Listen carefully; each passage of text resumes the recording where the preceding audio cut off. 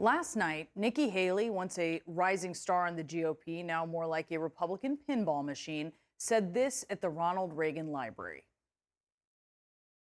A large portion of our people are plagued by self-doubt or even by hatred of America. It's a pandemic much more damaging than any virus.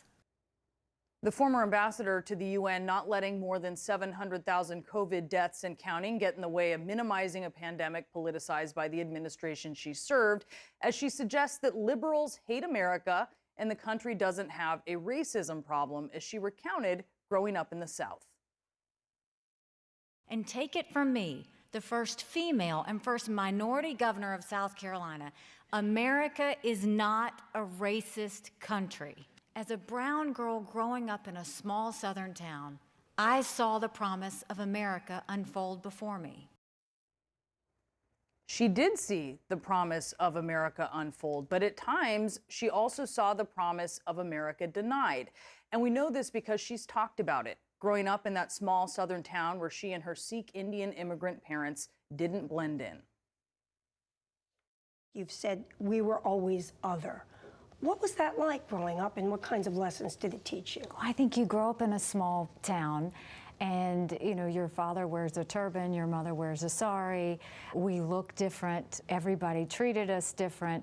But it was in that small town that I'm very grateful, because my parents reminded us that it's not about how you're different, it's about you're similar. You also say that as a child you would see people sort of staring at your dad, and even in one case, the police were called because he was just shopping at a roadside stand, and you said it made you sad for him.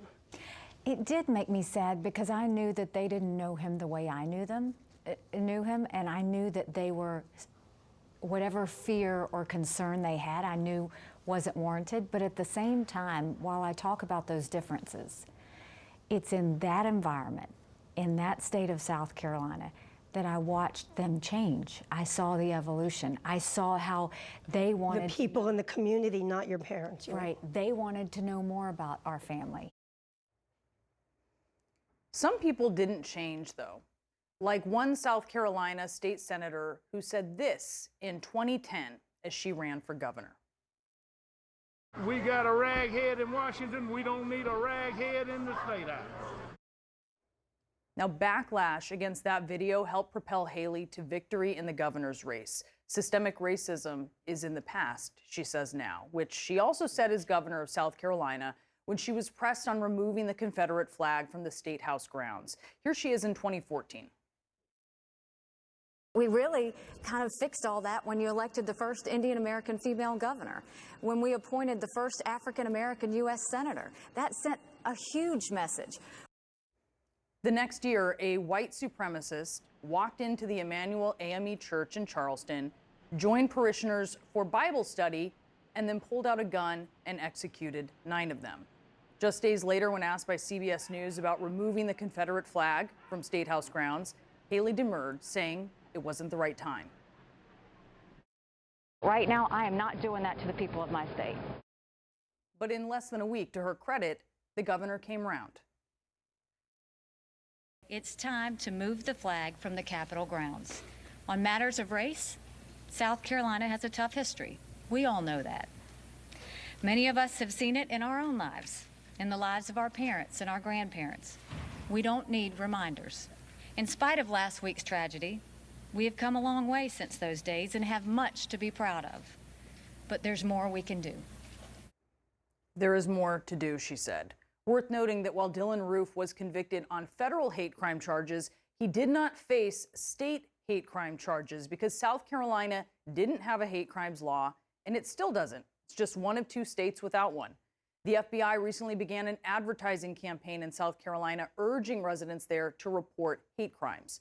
But in last night's speech, the former governor who removed the Confederate flag from the South Carolina State House grounds only to have that symbol brandished inside the U.S. Capitol by rioters this past January, whitewashed the ups and downs of the American experience with racism and the challenges still ahead, all apparently to appeal to the conservative base.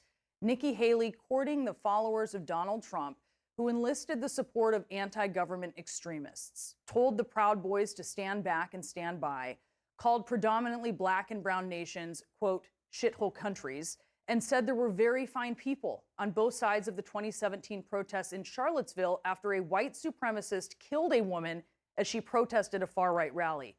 Even after Nikki Haley said this about President Trump following January 6th, quote, we need to acknowledge he let us down. He went down a path he shouldn't have, and we shouldn't have followed him, and we shouldn't have listened to him, and we can't let that ever happen again. His actions since Election Day will be judged harshly by history, she said. Shortly after that, Haley softened her criticism. She even tried to go to Mar-a-Lago to kiss the ring, but was reportedly denied. Now, she may be right that history will judge Donald Trump harshly, but Nikki Haley will not, because she's too busy trying to ride his coattails.